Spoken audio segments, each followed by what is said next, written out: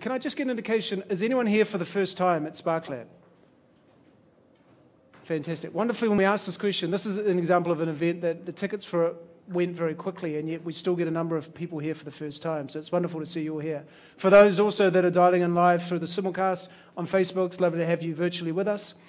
And so before introducing the speaker tonight, let me just give you a little bit of context as to why we're here and therefore what you can expect out of this evening.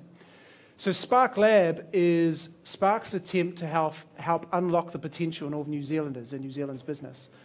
Now, in some senses, they're big, lofty words, and they're not going to be dissimilar to what you've heard other companies talk about. But in my experience, I've never seen a company walk the talk like what Spark has with SparkLab. And by that, what I mean is we're soon approaching our 150th event like this. Every one of them has been free of charge. Every one of them has come from an insight of a member in the audience who said, I'd love to know more about X. So how that journey began was last year, where we picked communities of interest. We started with fashion, film, music, art, design, and architecture. And we ran that through last year. And during that journey, someone had said, look, what would be great is as a business owner or a leader of a business or someone interested in business, it can be quite lonely. So who do you turn to for practical advice? We're not looking for big silver bullets. Frankly, they don't exist. But small, marginal gains that we could put into our business tomorrow. So that set up the Enterprise series, which we've been running throughout the course of this year, which began with Startup Month, and then got into disruption. We talked a lot about innovation. And each time we pick one of these themes, we take a topic that on the surface of it could look like a big, lofty, cliched management jargon type thing like disruption, and break that down into practical bits so that your company, whether it's just you, whether it's about to start or is successful, or you work in a large multinational, how do you start taking some of those behaviors and making a difference to the way that your business runs and the way that you behave within your business? So I mentioned we're coming up to our 150th event. Shortly, we go on a road trip. And the feedback that we received was, look, these are great in Auckland, but how about the rest of New Zealand? So we start in Hamilton, we then move to Tauranga, move into Wellington, into the South Island, through Dunedin and Christchurch. There'll be 25 events, 17 different speakers in different centres, and we'll continue to do that. And there's going to be more in this space to come, which I'll have the privilege of talking to shortly. But tonight's speaker, as I mentioned, was popular from the moment his name went up. And that's because Dr. Mike Ashby is a successful author, successful businessman. He's a mentor, and you'll see his name often in the speaking circuit. Prior to owning his own business, Dr. Mike was COO at Southern Cross Healthcare. And you can talk about business transformation, and again, it sounds interesting on paper. But when you read a story about Dr. Mike being responsible for a turnaround of a $42 million loss, to a profit of $30 million in the space of 2 years, you know that someone has a credible story to share. Before that, Dr. Mike was a partner at Ernst & Young Consultancy, and if you've had the privilege of reading the Breakpoints book, which I'm sure we'll get alluded to in a little bit more detail tonight, one of the things that first took me was the introduction by Justine Ross, the wife and partner of Jeff Ross from 42 Below. And the summary for me was, this is practical advice. And Dr. Mike makes reference in the introduction that he wanted to make sure that 80% of the people read 80% of the book. Therefore, keep it short, keep it concise, keep it usable. So thank you very much for making time to be here this morning. I explained to Dr. Mike that we'll be taking questions, and he said, look, I've got a better idea. I'm going to ask the questions. So if you do have questions, feel free to use the Mobi app that's on your site that you used to come in on. Flick the questions through to me if you don't want to call them out, but if you do want to call them out, then please do. Great. Thanks very much. Thanks, Tom. Okay, first things first. Who are we? So how many business owners have we got here? Put your hand up. How many employees? And business owners who wish they were employees again? Yeah. And the key distinction, and it's the shaky hands that go up, aren't they? The key distinction is the attitude to risk. And risk is one of those words that kind of, I know that the Institute of Directors, for example, talk a lot about risk and the role of governance in managing risk. And they're talking about, I haven't read all the forms, but I think they're talking about managing the downside. I want to talk about the other side of risk, because this is the bit that I don't think as business owners that we really embrace. And it's about how you can take on more risk with less stress. So that key characteristic, I'm going to start right in with a little story that illustrates the difference between, I think, the employee mindset and the owner mindset, because the owner is the one who's prepared to take the risk. I worked with a company where we brought one of our employees through as a shareholder, He really, really wanted it. He really wanted a piece of the action. He really wanted a piece of that profit. And you know, the minute that he got that shareholding, his whole behaviour changed.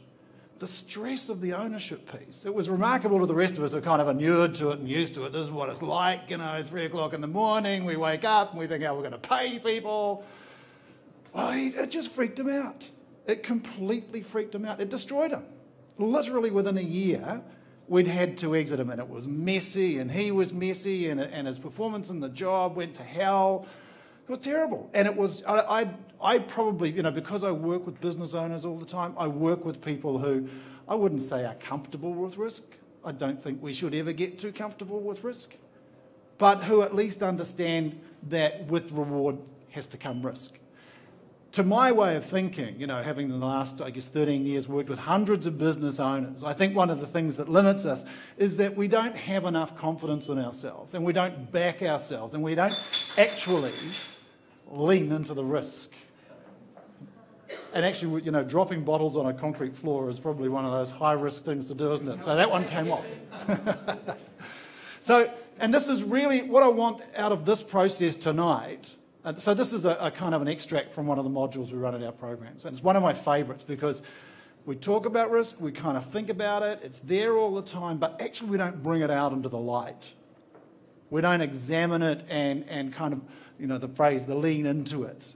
We kind of steer around it, we kind of steer towards it a little bit, we know about opportunity, but actually pulling apart the nature of risk and how we might do better with what we've got and take more risk to get more reward. That's what I want to talk about tonight. Now, here's another risk. You guys down the back, you're most welcome to come to the front and risk being kind of questioned, but there's plenty of seats here if you want to kind of, who's going to do the walk? Who's going to, no, not me. Be uncomfortable. This is all about comfort zones and kind of, you know, taking up the challenge. No, failed on that one.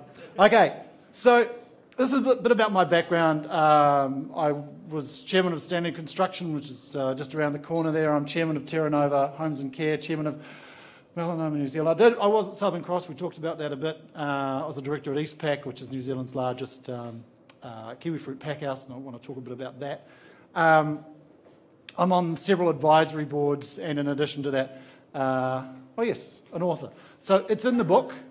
This was great. I have this is the second time I've published. The first time I published was a PhD, and that had a print run of approximately, let me think, one for my mother.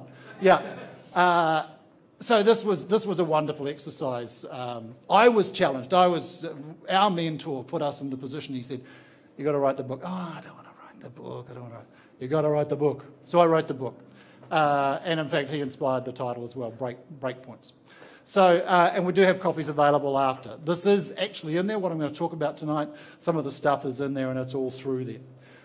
So, we work with business owners, we run programs for business owners and their teams. This is all about improving their skills in strategy, in leadership and personal effectiveness. And to me, risk covers all of those three things. There are strategic elements, there are absolutely leadership elements, and personal management, personal effectiveness is all part of it. So, we know that we need, if we're going to grow the business, we need to take more risk, and it takes many, many forms. We need to get hold of the idea that the uncertainty is what creates the reward. We need to be not just comfortable with uncertainty, but we actually need to embrace uncertainty. Not just tolerant of ambiguity, we actually need to embrace it. If we're to find reward. And that, you know, you hear people talk about markets. Business doesn't like kind of uncertainty. Markets don't like uncertainty. Markets love uncertainty. Well, they ought to. Because the uncertainty is where the real action is. That's where the big reward is. Risk and reward, right? The higher the reward, the greater the risk. Otherwise, everybody would be into it, wouldn't they? Not always the case that the higher the risk, the higher the reward. So understanding, pulling that apart and understanding how we can uncomfortably but sustainably take on more risk is what we want to talk about, is the point to what we're trying to talk about. two sources for a lot of this stuff, two wonderful books. One was called The Breakthrough Company by a guy called Keith McFarland, the best business book I've ever read. And the second one was a wonderful book called The Second Bounce of the Ball by a guy called Ronald Cohen, who was one of the founders of venture capital in the UK. And his understanding of risk and his kind of typology of it, even though he's talking about startups. How many startups have we got here? How many kind of small, startup-y typeys? Yeah, okay. So my wife, until quite recently, was chief executive of the New Zealand Venture Investment Fund. So she was, her conversations were very much, and she's a director at a couple of technology companies, and hers was the new economy space, mine was the old economy space. How many old economy type people have we got here? People who make stuff and sell stuff. And what do the rest of you do? Something in between. How many of us just don't like putting our hands over these kinds of things? There you go. Okay, that's the rest. Okay. All right. So managing downside. And so I'm going to start here because this is the place that most of us start when we think about risk and things like as I say, the IOD. And this is the classic risk matrix, right? For my sins, many, many years ago, I was involved in the insurance industry. And I remember this as in terms of this is kind of underwriting, not even 101, it's kind of 0001. What's the impact? What's the likelihood? Anything over there, you kind of want to avoid, et cetera, et cetera. And one of the kind of best practices in governance is a risk register. Have you heard that? Who's got a risk register? I'd like to see how many people have got a risk register. Okay. Nobody's got their hands up. Just okay. No one. Oh, one. One. Well done. Well done. Good on you. No, I think that's right. I think a round of applause because somebody should have a risk register. You know what? What's this? PSA. We had a risk register at Eastpac. We didn't have PSA on that. But I can tell you, I've never been through a more harrowing time than when PSA cut a scythe through the kiwi fruit industry. Completely unpredictable. We had lots of risks in there about currency and regime change and all the usual stuff. We had the pests, what is it, political, economic, social and technology. Had all that stuff, that was beautiful. And little arrows and colours and stuff. Never saw this coming. Never saw it coming. The other risk I think that we don't get is the black swan. Who knows what a black swan is? Tell me what a black swan is. So in Europe, all swans are white, and they didn't understand that there were black swans, but we've had black swans in Australia, so we know that they're there, but they don't think they're there. So, what's his name? Nicholas Taub, whatever his name is. Nassim Taub, yeah. He talks about black swans. It's a lovely concept, exactly as you say. Until people sailed out of Europe, if it was a swan, it was white. And there's lots of things in your business that are, you think it's this, so it's that, and then you get a black swan, and suddenly, right, no, it doesn't hold anymore. So we have those kind of blacks. The GFC was a black swan. It shouldn't have happened, and it did. And the ramifications, actually, in terms of one of my little theories, I get these little rules of thumb, these theories. It's taken, when did GFC sort of really cracked in? About 2008, at least in New Zealand. I would say it's only in the last couple of years that the business owners I've worked with have finally shuffled off that kind of risk aversion as a consequence of what hit them in that GFC. And I'd be interested now, does that kind of hold true for people in this room? Did it take quite a while for it to kind of, work its way through? Yeah? No? Am I wrong? No, I'm not wrong. I'm getting some wrong. What are you're going to say something. Tell me what you're going to say. Well, just get on with it. Just get on with it? I mean, you look back and you analyse the risk, what actually happened then, which was clearly understandable. Yeah. In my thing, and then you move on. You do, but what I noticed, and some of my clients I've had for all of those 13 years, their attitude to risk most certainly, I don't know whether you call it hardened or softened. They didn't want to take it on. They wanted to kind of, having got things sorted out, having worked their way through from a 30% revenue loss, from one month to another, literally from March to April in 2008, 30% of their business disappeared. They were shell-shocked. And it's taken, I think, the last couple of years, which is why I think our GDP is so strong. We're running along at nearly 4%. It's fantastic. The economy's in great shape. It's in part because people are starting to move out from the shadows of the GFC. The other thing that I think in terms of risk, the downside, and this is all I want to say on downside because it's boring, is, you think about the black swans and you think about those kind of risk registers. It occurred to me the other day as I was listening to an accountant talk about, the kind of, we were doing a session on triumphing through adversity or something like that. And she was talking about, in a, classically accountant way, don't need to say any more than that, about the importance of ratios. And actually I thought, you know what, she's really onto that there. And the most common source of unmanaged risk for businesses is the unseen ones. The ones that just kind of, the quiet deterioration. The boiling of the frog. You know how to kill a frog? Yeah? Actually, what I heard was that you put the lid on the pot and then they kind of knock themselves out. But that's cruel. And the other way I heard was that you boil them in milk, but I think that was a French person. So that's the most common way that businesses fail to manage risk, is the small deteriorations that just chip away, just quietly decline. And most of us, I don't think, pay enough attention to that risk. Okay, I've said enough about downside. Let's talk about upping the ante. I love this idea.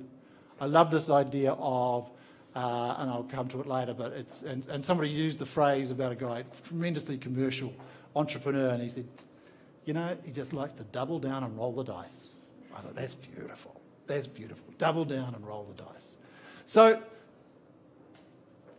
let's start from this proposition. I absolutely believe that most small businesses stay small because of a lack of appetite for risk, and that the people who succeed in big have this high aim.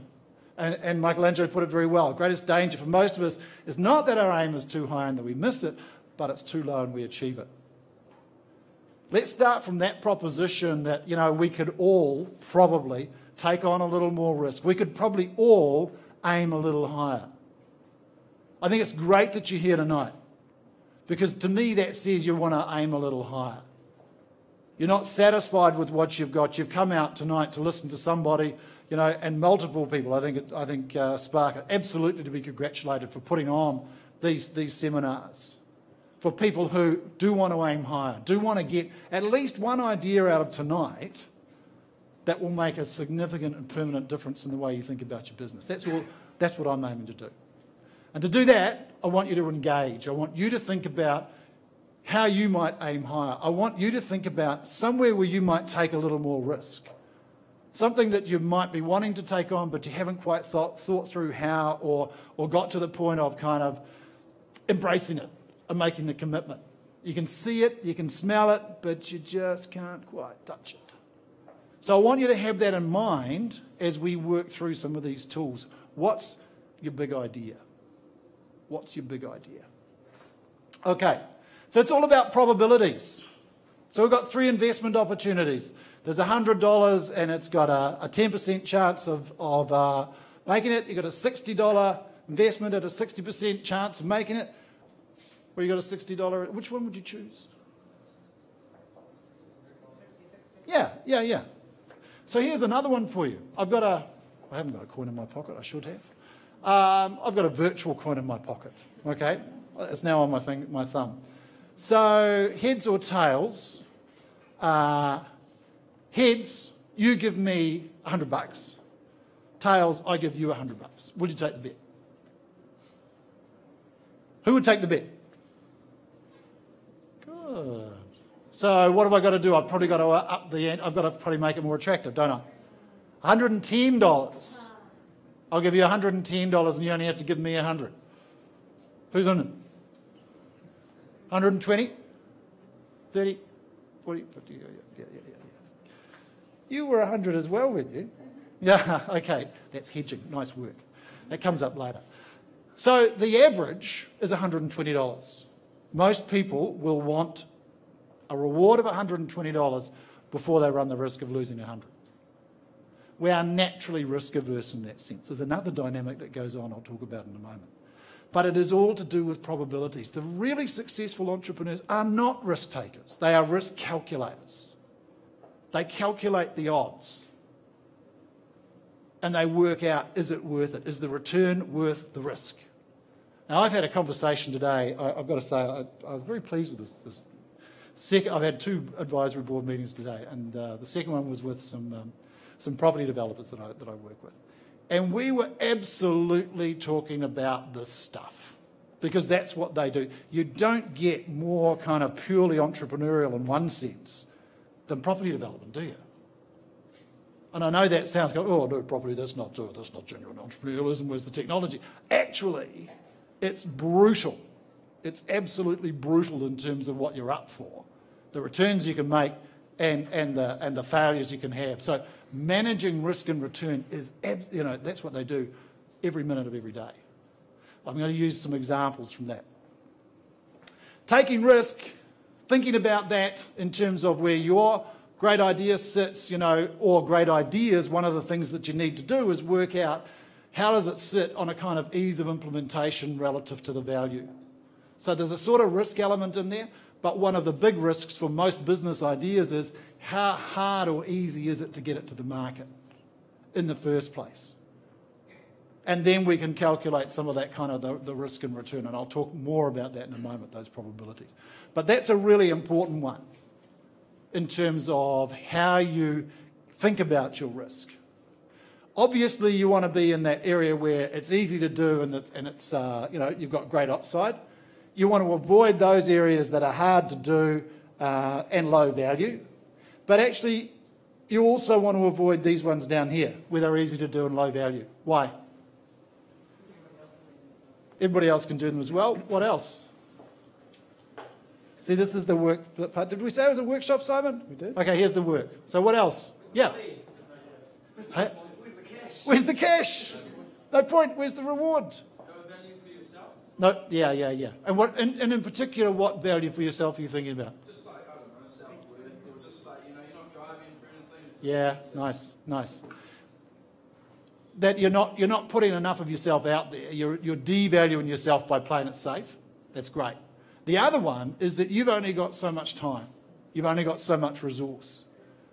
There's a wonderful saying, the enemy of the great idea is the good idea. So lots of good ideas don't make up, and they take a lot of effort and time, and there's an opportunity cost that goes with that, which you could instead deploy on the great idea. That's the swing for the fence idea. Have one great idea rather than 27 good little ideas. One great idea. So avoid those things that are easy to do but are not great value. Obviously avoid those things that are hard to do and low value. Think very carefully about the ones over here that are hard to do and high value. You might want to tackle them, but you might want to really kind of think them through very carefully. And this is Cohen's strength assessment, how to think about your capability. One is, has the idea you've got the ability to scale? Are you able to replicate it easily? And by the way, when we're thinking about this is for startups and this is for kind of new ventures and so on. Actually, you should be thinking about this for your own business model, even for an established business. And even if you don't have a great idea, even if you just want to do what you're doing but do it better and bigger, these are great questions. And that first one about the ability to scale is fundamental. Are you able to standardise it? Are you able to repeat the processes? How customised is it? Because that will limit your ability to scale. How can you leverage technology to deploy it more widely? Is another way of thinking about how to scale it. So scale, market knowledge is a critical piece. How well do you know, and my wife would call it deep domain expertise, which sounds a whole lot better than market knowledge. Deep domain expertise. Give you an example of deep domain expertise. Michael Hill Jewelers. Michael Hill, what else did they do? What's that? Charter his boat. They all do that, the really wealthy guys, don't they? Come on, just enjoy the boat. You don't have to charter. What else did they do? Yeah. What did they do that didn't work? Golf course? I'm not sure about that, actually. I think golf course might be okay. Shoes. Shoes. The colour of his house. That's very deep domain expertise, that one. Shoes. So, they had a fantastic proposition. And Michael Hill Jewellers continue to have a fantastic proposition. They're still there. QED. But they tried to take that, and to remember when they started early on, they had queues of people out the doors. They really cracked it. They really understood their market and the opportunity. And they tried to apply that to shoes, and it lasted a couple of years. It didn't translate. That doesn't mean stick to your business. It does mean understand your market. Understand your customer, the job they are trying to do. And that's a whole nother sort of kettle of fish around customer value proposition, understanding what that is. So market knowledge, quality of team. One of the things that the VCs will say, they back the jockey, not the horse. The quality of the team, and I remember when my wife was working with companies who they were going to invest in, who would then invest in others, they absolutely had the team named, and if the VC wanted to change the team, they had to kind of notify NZVIF and others that they would change it. That's how important the team is, named people. So when you think about your great idea and the risk, have you got the team to do it? What's missing? What do you need to do about it? Your business model. And again, this is another one of those areas that understanding what actual business model you're running and what gaps there are. What are your channels to market? What's your distribution strategy? What's your, your revenue model, your cost structures, all those sorts of things. Understanding what your business model is and how it suits the opportunity is a part of getting those recurring revenue streams. For a lot of small businesses, the great challenge they face is going from being cheap, and I mean cheap, we call it kind of low overheads, and we call it, that kind of agility. It's just cheap because we don't invest in cost. But the bigger we get, the harder that is to sustain. And how do we go from simply being able to kind of run things at a really, really low cost basis to being efficient? How do we go? And it gets harder to be agile, and it gets harder to customize. So how do we shift from being agile and totally customer responsive and full of customer heroics to that place where you don't need any customer heroics because your business understands your customer so well and your processes deliver to the customer's expectations so well? That's what the business model looks like. Understanding how you get past the handmade to the machine without compromising your competitiveness. And finally, what barriers to entry can you create? And not just first off, but also when your competitors respond to you. How do you respond to their response? So the second bounce of the ball, one of the meanings of that second bounce of the ball is there's been a lot of companies who've gone out there with a great idea but didn't know what to do when their competitors came in with something slightly better. And they lost the race. They lost the race to that premium position. So where all this intersects for me is up here. And where that guy, who the employee became the owner, went awry was up here. Oh, God, did he go awry? How we approach risk, and I actually quoted this today. We were having this discussion about a particular opportunity. And we were talking about how, things had changed on the opportunity. The costs had blown out. And we were debating what to do about this. And we were talking about how we had to take costs down and we had to push the price up, etc., etc. And I was for saying, let's step back and say, do we even want to do this at all? And one of the things I quoted them was this wonderful quote from a guy called Pug Pearson, who many of you will know as the 1973 World Poker Series champion. Or not so many. Lovely idea. Folks will stand to lose more than they will to win. They will follow a loss all the way down. But when they're in front, they'll settle for dinner and a show. In other words, they'll quit while they're ahead. And I think that's a classic statement of human nature. It's that mindset that how many times have we followed something all the way down? It's got to work. It's such a great idea. It's perfect. We're just got to kind of keep working at it. As opposed to, when we've got something that is working, we reach a point of plateau and say, this is great, this is nice, this is working. As opposed to doubling down and rolling the dice. So this is the most important percentage there is. You have, because you're a human being, you will have a tendency to follow a loss all the way down, and many of you in the room will have a tendency to quit while you're ahead, when you've got enough for dinner and a show. It's often called, what is it sometimes called, that kind of willingness to settle for less? In New Zealand, it's the 3 Bs. BMW, batch, boat. Yeah. That's what that is. And it kind of drives investors crazy, particularly in the VC and the private equity space. People with these great ideas, and all they want is the BMW, the boat, and the beach house. Why does this happen? Because when we start out in business, we've got nothing to lose, right? And typically when we start out and we're a little younger, we know we've got the time to make it up, so we kind of, we can fail and it'll be all right. Because actually, what are we failing with? Practically nothing, because we've got nothing. Reminds me of the great C6 Steve album. Has anybody heard of C6 Steve? Great blues guitarist. Yeah. I started out with nothing and I still got most of it left. Yeah. So from nothing to lose to the point where they opt for safety first. They choose to preserve what they've got rather than run the risk of losing it. They take fewer risks as they get ahead. So this is why there are so many small businesses and so few large businesses or growth businesses. Because as they get ahead, they take fewer and fewer risks. My suggestion to you is that actually by not taking risks, you are taking risk. But we'll come back to that in a moment. Why do you think that is, Mike? Why is New Zealand like that relative to the rest of the world? It's not just New Zealand. Are we worse? Are we the norm? We're the norm. Well, I think there are a couple of things. I think in New Zealand there is a natural barrier, which is to do with our size. You get to a certain size and the next step looks like export, and it's a major step up. Export or acquisition is the next step to growth.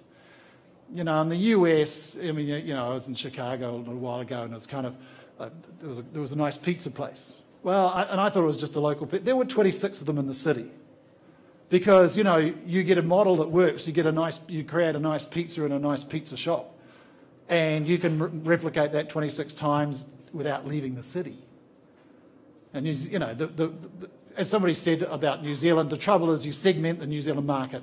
You segment the market twice, and you're down to one person. So there's a kind of a natural barrier that, if we get... And then I think there's just the fact that we live, and I don't want to be parochial, but in one of the most beautiful countries in the world. And, at some point you kind of think, well, this is pretty good. This is pretty good. Lifestyle is pretty good. So I think there is a particular New Zealand problem.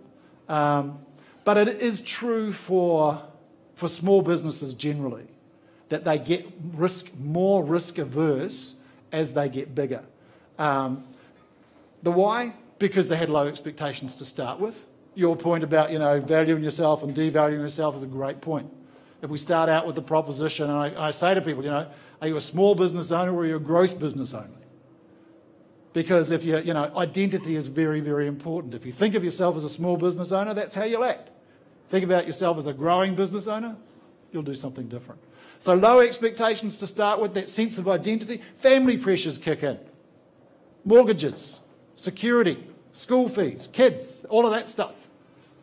So pressures kick in from home to reduce the risk, not put everything at risk. We don't want to put the family home at risk, that kind of stuff, yeah? And employee resistance, just as significant. That people don't want to kind of, oh, really? Gee, that sounds like work, What's wrong with what we've got? It's good, right?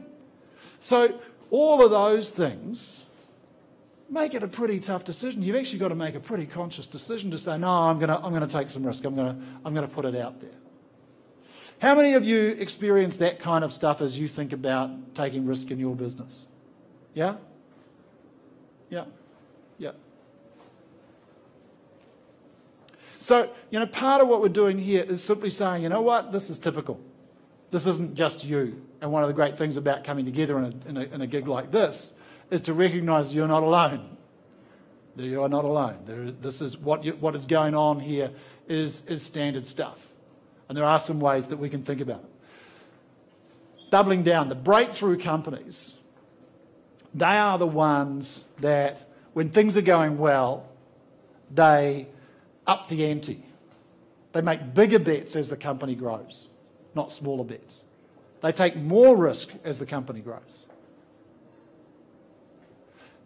Swing for the fence is an American concept, but it actually worked. Well, I suppose Brendan McCallum kind of understood that in cricket, didn't he? That's what he did. He went out there, and you might remember from, we've buried it now because we didn't win, but the World Cup that we almost won. And what did Brendan McCallum go out for? Anybody remember? 6, was it? Yeah, whatever. It was a small number. It was a single digit, right? And that bastard Australian wicketkeeper, the one with the mouth, I can't remember his name. He said, so what are you going to do this time, Baz? And McCallum said, going to have a go. Now, he was unusual in his kind of appetite for it. And he went out, he had a go. Sadly, it didn't come off. But, what an inspiration he was. And fantastic resurgence in cricket as a result of that spirit of having a go. Not common at all. Swing for the fence. Interesting example. So this is Intuit, makers of QuickBooks. Other financial software packages available. And they like to say that they had 47th mover advantage. They were doing all right. They were doing okay. They had reached the point where they had some money in the bank, but they weren't kind of getting to that next level. And one of the founders went to them and says, come on, we've got to do better than this. This can't be all there is. And so they decided to take all the money they had in the bank and bung it all down on an advertising campaign. Their problem was that back in the day, we sold software in things called shops. Don't know if you remember shops. Yeah, shops. And you can see it still in Harvey Norman. They have shelves for software and stuff like this. Well, that was how it was done, right? That was the distribution channel. Their product, because they were not well known, it was down on the bottom shelf. So they did this big campaign, and people started going into the shops and saying, do you have QuickBooks? And the more that the retailers were being asked, they thought, oh, what is this QuickBooks? Oh, what is this? So they put it up on the shelves to eye level, which, as you know, is the prime buying position. That's all it took. That is all it took. And from there, they didn't look back. There are a bunch of things that they had to do. One of them was Microsoft came calling. This was early 90s, I guess, early 90s. And they wanted to buy the company. And as was typical of the way Microsoft used to operate, never does this now, of course, they did a full due diligence, went through everything, all the code, everything, etc., etc. The Intuit guys were pretty naive. And then Microsoft said, oh, you know that big number we were talking about? Yeah, take a 0 off. Oh, and by the way, if you don't agree, we're going to develop our own product because we can.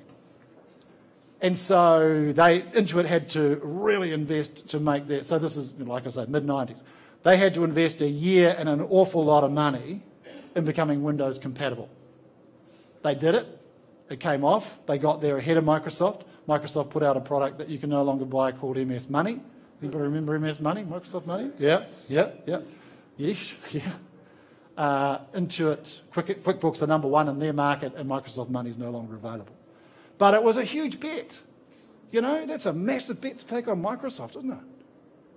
But that's where they'd got to. That's where they got to. So I'm going to pause for a minute. I'm going to pause because I've failed in my mission to ask you questions. I'm going to get you to talk to the person next to you about which of these things that I've talked about so far make sense to you, that resonate with you in terms of risk. Do you see yourself here? Do you not see yourself? Do you think you're taking enough risk? Do you think you should take some more? Those sorts of things. What's on top of mind? What are you what's going to, because, if you're like me, I go to these things, I listen to the person speaking, and I kind of actually ignore most of it because I think, oh, yeah, whatever. But, I have an idea. They usually spark something for me. I think, oh, yeah. So what's that's going on your head right now? You have 2.25 minutes, starting now.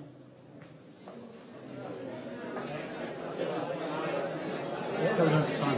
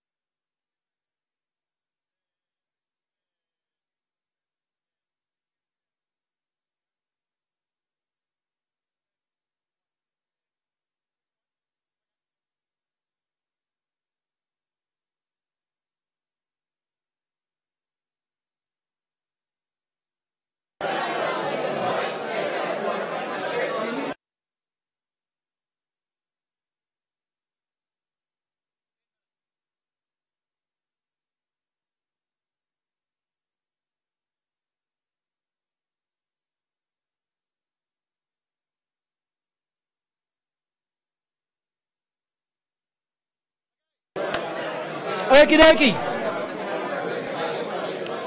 Well, you didn't need much encouragement, did you? Still going.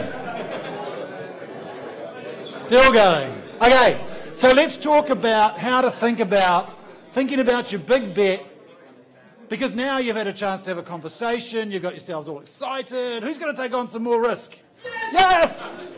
There we go. Can count on you. So here's how to think about it. And again, it goes to, like today, the practical reality of people who deal with risk day in, day out. Here's how we have to think about our big bet. First off is the vision, and the gentleman just raised a great question. Where business strategists go wrong. The first thing the business strategist asks the business owner, it clearly goes to the wrong business strategists, is what's your exit strategy? And from there, it's kind of, that starts the seeds. And I think that's right. I think there's a point in there. The real issue about the exit strategy, and for startups, it's a different gig. The VC will absolutely require there to be an exit strategy. That's why they invest. Different proposition. Let's talk about the non-high growth, non-tech, the more steady growth. And if you're achieving 20% growth a year, you're a high performance company. So let's say that we're aspiring to that. If your vision is to get out, then you're going to have it's going to colour your approach. But if your vision is about the kind of business that you're trying to create, the legacy you're trying to leave, the direction that you're trying to go, then the very first question about your bet, if we want to call it that, your bet is, how does it fit with that? Does it take us closer to that vision? How many of us have got a business vision, by the way? Right. It's a smallish, it's a kind of half thing. But I guess I'd expect people who take the time to come to a thing like this would have thought about this stuff. It is a really helpful way of thinking about what you should be doing next. Does it fit with where we're trying to go? The next piece is, what if we don't? Because If we don't, somebody else is likely to be. One of the ways that I terrify business owners, just for fun, because I can, is I say, imagine that you were a startup in your industry. Do you think you'd do what you're doing now? And they go, oh, God. Because generally not, right? So somebody is planning to eat your lunch right now. There's lots of little people in Silicon Valley whose idea of fun is disruption. It's almost a religion. So somebody somewhere is planning to take your lunch. And if you don't take this bet, if you don't push yourself to the next level, you're leaving yourself exposed. You may be. You may, on the other hand, and this is the discussion and the thinking about it, the discussion we had today is, what if we don't go forward with this investment, this opportunity, this development opportunity? What if we quit it? Well, actually, you know what? It's probably a better outcome because there are too many unknowns and too many uncertainties and too many moving parts, too much complexity. But it's just a good question. What if we don't? What if we don't take this bet? How does it relate to other things that we're planning to do? And you've got to remember that in business, in poker, every time you get a hand in poker, the odds are back to zero, right? The odds are back to natural.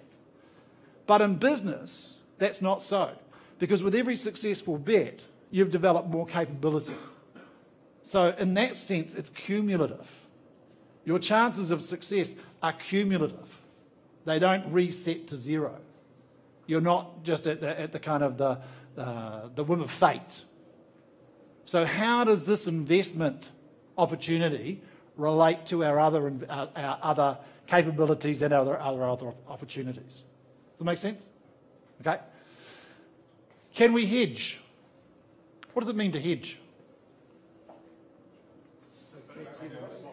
Hey? Bet on the other side. Mitigate the risk. Yeah, so look, one of the things that we were doing today was, while we were thinking about how we would manage the strategy around reducing the cost and increasing the price and kind of managing how we did that, our hedging strategy was to put the whole thing on the market at the same time.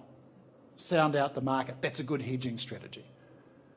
If maybe you're looking at an acquisition and it's not going that well, or it's hostile, one of the ways of mitigating that risk is to look at their customer base and how you might go after that. So hedging is a way of mitigating the risk. This is such a great question. And this was the question that was really central today, this afternoon. When do we fold? A book arrived at on my desk today when I was really interested. It's called The Art of Quitting. And I think it's an art.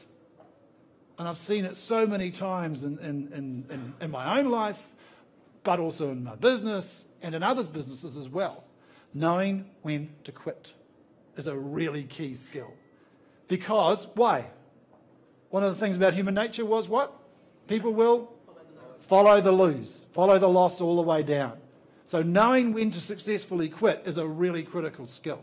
And so what we did today, what do you think's kind of critical to being able to quit successfully? Recognizing the signs, yeah. Letting go? Letting go of the past, yeah. Yeah, well, yes. Letting go of your ego, absolutely. These guys today, one of the wonderful things about these guys, I remember a few months ago they said, the leader said, all our properties are available for sale. We will sell any property at the right price. In other words, we are completely detached. But this one, we're passionate about this. Oh, I thought, that's not good. That's not good. There was a lot, in fact, he used the word pride. We're really proud of this. It's really cool. Great. You've just kind of lost your objectivity. You think that, just tweak it a little bit more. We're going to follow this all the way down. And I quoted this at them. Follow the loss all the way down. Here's how you fold. You make the decision, and this is what I got them to do. And this is where advisory and governance actually comes in useful. I had no idea what the hell they were talking about. All the ins and outs of this thing. I don't do property, right? I couldn't follow all the ins and outs of how it had come to this and what they could do and measure this and measure that. I don't know. What I could say to them, though, was here's the bright line that we're going to paint. We are going to achieve this cost reduction and that price increase by this date. And if we don't achieve those numbers, we quit. And I'll tell you what will happen, I said. You know, the number there is 500. We'll come to 395. Oh, can I just a little bit more? And I said to them, just think you're at the table and you're going to throw in another few chips. And the chips in the middle grow bigger and bigger and the loss gets bigger and bigger. And it still won't be easy, but the way to do it is to decide in advance. Decide before you start when you're going to quit. What needs to be in place for you to carry on. Otherwise, you run that risk of following the loss all the way down. He knows the thing about risks. As a general statement, in a world that is changing really quickly, the only strategy that's guaranteed to fail is not taking risks.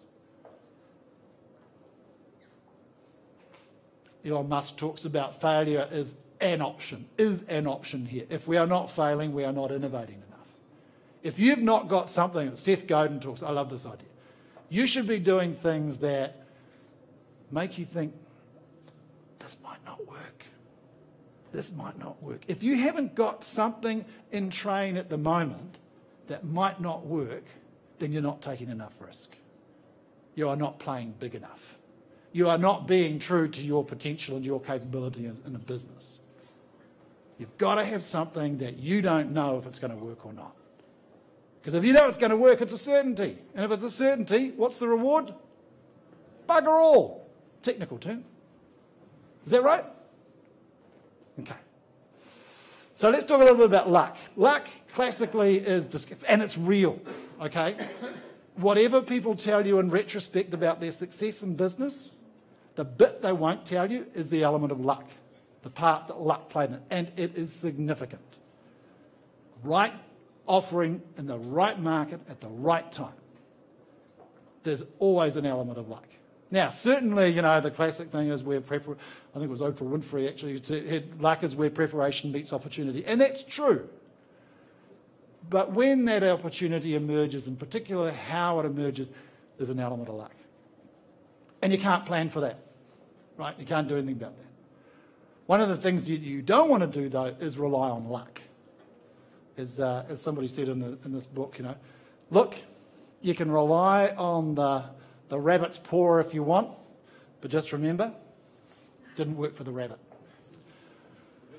Okay, so the last bit about this is thinking about, and again, we were talking in another board meeting today about these three horizons. This is how I think about how we should be managing our businesses. This is one of our frameworks that we really get people to work through. The first horizon is about how do we defend and extend our existing business. That's about our profit. How do we make this so our core business, today's business, which we know is going to decline because everything tends to entropy, how do we defend it? How do we make it more competitive? How do we harvest it? And while we're doing that, how do we grow our business? How do we renew our organisation? And we use things like the Ansoff Matrix, which is about, you know, new products, new markets, making sure that we're kind of understanding where the opportunities are and having a portfolio. And then the third one doesn't have a dollar attached to it. It's our options for future growth. It's the riskier stuff. It's the spending time thinking about what the future might look like and how we might get there. It's doing something that might, in fact, cannibalise completely our existing business. And for some of us, if we don't do that, somebody else will. So thinking about what, you know, being the startup, being tomorrow's competitor, thinking about where your customer is going, where your market is going. Now, I don't think that we in business spend enough time working that stuff through. Why not? Why don't we? Because we're doing the day-to-day stuff. We're lost in what we call a whirlwind, aren't we? You know, you go to work tomorrow, there will be 1,000 things to do, right? What's happening is that the past is operating on you. And you're continuing to deal with stuff that actually started some time ago. How many of us have got enough time to work on the future of their business? Yeah, great. And do you use it? No. Honest guy. What happens? What happens? Exactly. Another technical term. Yeah, yeah. Why is that? I've just put 2 managers in place. Great. It's running itself. Beautiful. Okay. So the next bit, and it's great that you're here, and this is so standard, by the way, and it usually stops us from putting management in place, is because we think, well, what will I do? And the answer is, well, you'll fuck around all day, apparently. So the opportunity is to take some time to think about this, the third horizon. And actually it takes a while. How long have you had your managers in place? Like 2 weeks. Yeah. Love it. Yeah. So you get to that point of, we call it constructive dissatisfaction. Constructive dissatisfaction. And then you'll get your ass into gear and do something useful. But the wonderful thing, and you've taken a risk, right, in putting managers in place. Even at that level, there's the risk of investing in infrastructure. Most of us have got probably an opportunity to hire, but we hold off because it's overhead and it's not profit going, blah, right? Actually, that investment in people, in capability, in capacity is the very thing. That is a classic small business investment challenge, a small business risk. The return is that you get time to bring your capability into play, to take the business to the next level. But if you don't, you're stuck in the whirlwind. When you leave here, think about how you get yourself out of the whirlwind and doing the real work. And it's likely to involve letting go and getting other people to do stuff that you currently do. We've talked about those. We're coming to the end. There's a lovely concept called the dino move. There is a point in this stuff in rock climbing. Anybody doing any rock climbers here? Yeah? Do you know what the dino move is? That's when you push it, let go of everything and reach for the surface. There is a point at which no part of your body is in contact with the surface. And in business, there are moments when you've got to make the dino move. And if you don't make the dino move, what happens? You're stuck there. That's what it looks like. It's a great analogy. I want to finish on this idea that this stuff should be an adventure. This is the Grand Canyon. I did the Grand Canyon last year. Did the Grand Canyon. The Grand Canyon did me. Absolutely terrifying in parts. The reason I'm standing right over there against that wall is it's quite sheer down there. It's quite a big drop with rocks everywhere. And by the end, of course, I was just wandering along there, kind of, no, I wasn't. People talk about this stuff as being a journey. It's not a journey. It should be an adventure. There are going to be highs and there are going to be lows. There are going to be tough times. There's going to be challenges. Embrace it, because that's what makes it worthwhile. That's absolutely what makes it worthwhile. There's a whole lot of stuff. I've brought some copies of the book. You're welcome to bring some. What's that stuff called? Cash. Special deal, $20 to you, say $20. Talk to us afterwards, by all means. But go away from here with the idea that the risk is part of the business and that it should be an adventure. I wish you well on yours. Thank you so much for coming out.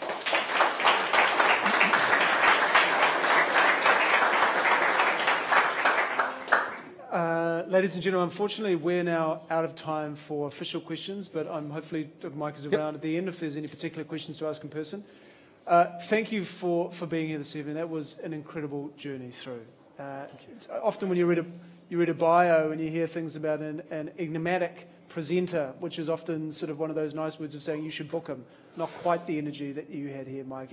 And of course, that sort of hour we've spent together, we've learned things about black swans, we've looked about three horizons, we've had analogies of kiwi fruit to high tech, we've learned about from being risk averse to risk calculators, analogies from Michelangelo to Pug Parsons, the 1973 World Poker Champion. So somehow that's all culminated together in an incredible hour. So once again, if you could join me in thanking Mr. Sincerity. Thank you. And as a small token of appreciation this evening from Spark, thank you once again. Thanks, Simon. Sincerely appreciate Cheers. it. Thank you. And in the spirit of thanks, and I sort of unapologetically say that to any Spark customer that's in the room, thank you. And the reason I say thank you is that's the reason that 150 of these events almost have been staged, because Spark customers have asked for it and Spark have listened and put them on.